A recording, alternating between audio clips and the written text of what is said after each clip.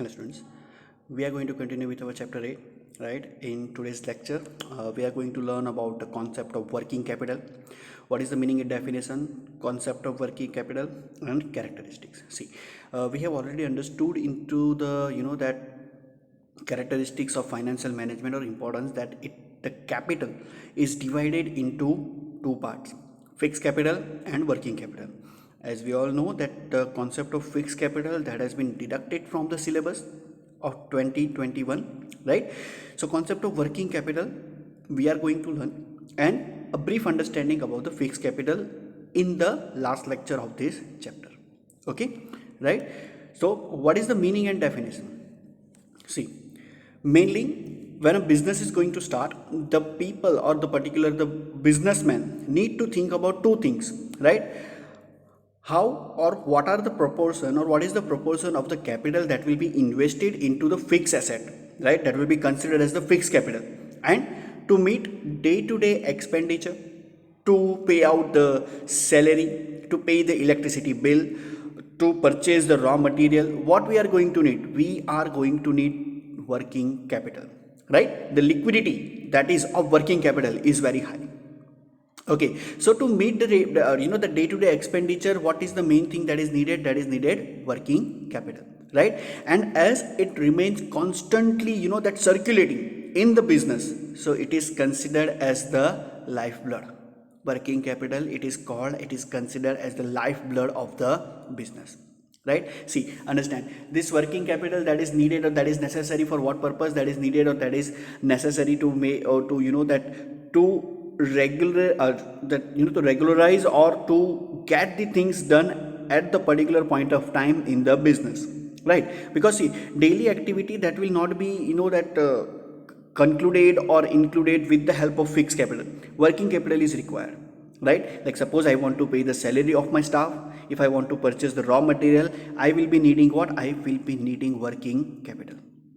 Okay, so definition that is given by Mr. Lincoln, Doris and Stevens, that is, it is the excess of current assets over the current liabilities, right? See, again this working capital, it is divided into two parts, current assets as well as current liabilities, right? So the excess of the current assets over the current liability, that will be considered as what? It will be considered as the net working capital, right? That working capital, that cash on hand, the liquidity, that actual that you are going to have. Okay, getting my point, right? Then what is the concept of working capital? See, this is important, right? In your textbook difference is also given, but as it is covered into this concept, so I have not included into this lecture, right? You just go through the difference that is given into the textbook. If you have any doubt, please ask me.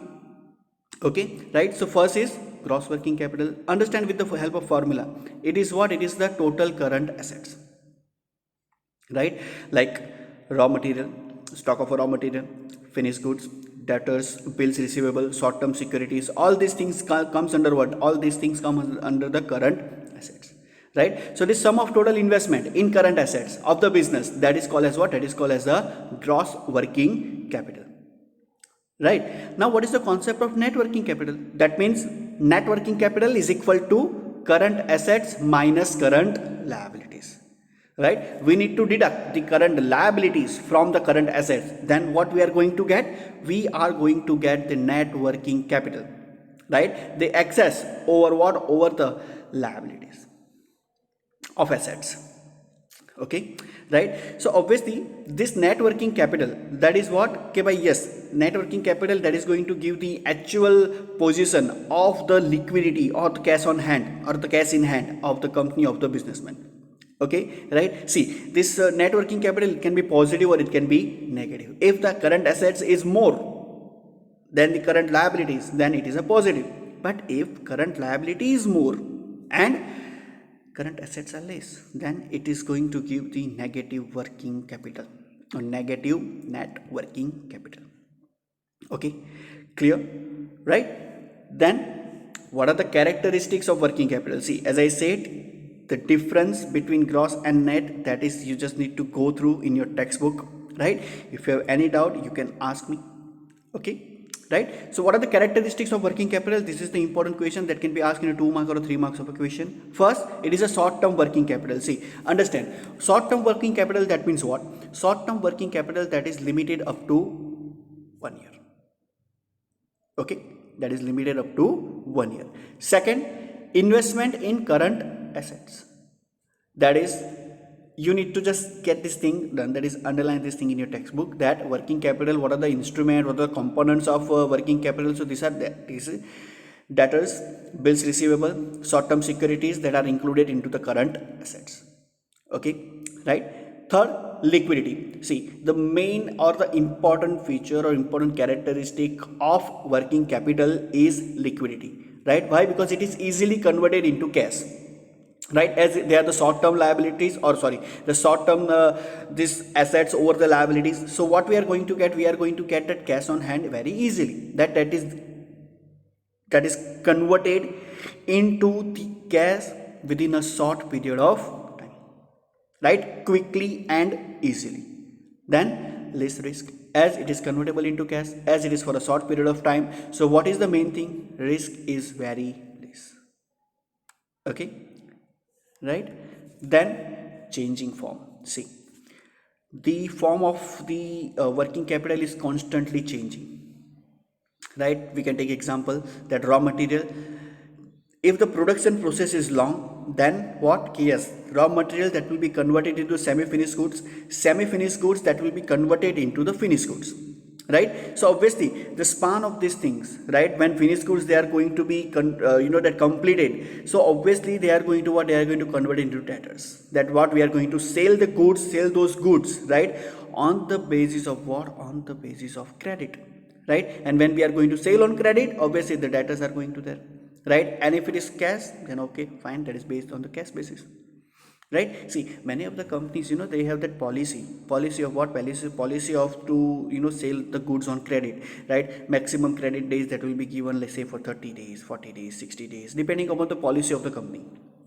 Okay, right? So that it has what? It has a completely changing form, right? Then next, to pay day-to-day expenditure. Obviously, as I said in the concept only, when working capital, it is useful, it is there for what purpose? To pay day-to-day expenditure, right? That is going to be there in the company, into the that business, that will be done on the basis of what? On the basis of the working capital, right? Then no depreciation, as it is for a short term, as it is converted easily into cash, so there will be no depreciation. Depreciation will always be count onto the fixed capital or onto the fixed assets. Why? Because they are for a longer period of time, that can be used for a long term, 5 years, 10 years, 15 years, 20 years, it is more than that, right? And what is depreciation? That we have already learnt into the 11th standard, that is wear and tear on the fixed capital or on the fixed asset. When you are going to use the assets, whether it is a that machinery, building, or whatever, right, some sort of that depreciation, some sort of that reduction in the value, that will be there. Okay, right? Then requirement according to type and form of a business. See, what the requirement of working capital, that will be there on the basis of what? On the basis of this thing, right? Okay, it is dependent upon what? It is dependent upon the business, right? Like some business, they are that if the person, they are involved in the production business, right, the working capital is going to require more. If it is for a purchase, then the working capital, the requirement of working capital is very less. Okay, right? So depending upon the business type and the nature of a business, if type of a business, that is like, say for example, it is a large scale business or the small scale business, that is going to be decide the need of the working capital. Okay, right? Clear? So that's it. Next lecture, that will be our last lecture of this chapter, right? That is tomorrow, right? You have to complete this note in your notebook, right? And as soon as I complete the chapter, you have to send me the PDF. Okay, right? Thank you.